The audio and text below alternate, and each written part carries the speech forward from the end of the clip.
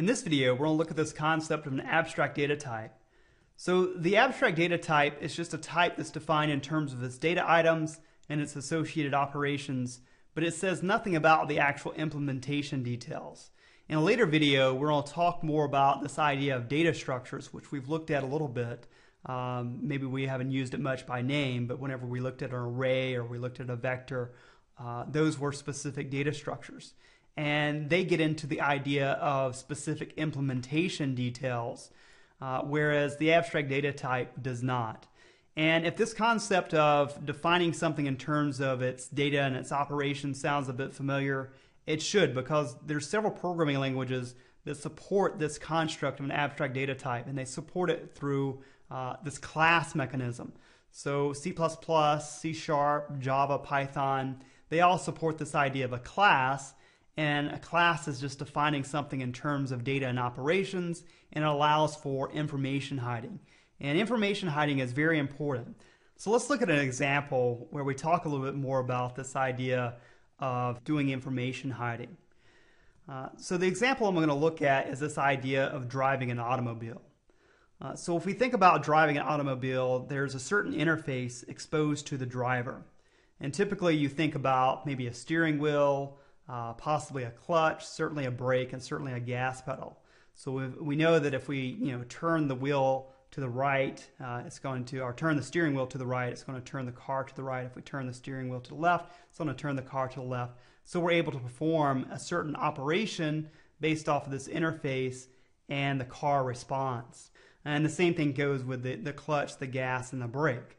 So we're really abstracting or hiding the implementation details. So you could go in and actually change out maybe the engine, go from a 4-cylinder to a 6-cylinder, or from a gasoline combustion engine to a hybrid or an electric motor. So there's a lot of different choices we could have in terms of the actual implementation that would break the interface of having a steering wheel, having a gas pedal, and having a brake pedal.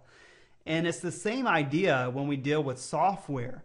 So we can have a particular interface exposed to us that provides us with the ability to do certain operations, whereas the implementation details could in fact change. So there may be a better algorithm for doing a search or doing a sort that could be implemented later on, but it's not going to break our software in terms of how we use it. So this abstract data type is really, providing us with a nice defined interface and hiding or suppressing the implementation details.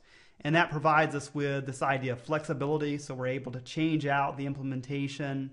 It provides us with a simple interface, so we don't have to know the implementation details. And it also provides us with really a layer of security in the sense that the user doesn't know the underlying representation, and therefore they cannot go in and change it in an unexpected way that could be harmful, and that things would no longer work as expected. All right, so let's take a look at another example. Let's say that we wanted to be able to model a reservation system. So maybe we have a reservation system for a concert hall. So the thing that we need to think about in terms of modeling a reservation system for an abstract data type is we got to think about the data, and we have to think about the operations.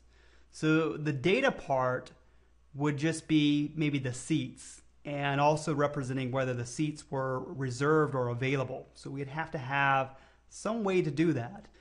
And the other piece is the operations. So the operations associated with this reservation system may be to determine the availability of the seats, to be able to reserve a seat, to be able to cancel a reservation for a specific seat or maybe a set of seats, to maybe find a block of available seats. So if you wanted to reserve maybe 4 or 5 adjacent seats for your whole entire family, or for your friends, or for your business, or whatever it may be, you could do that.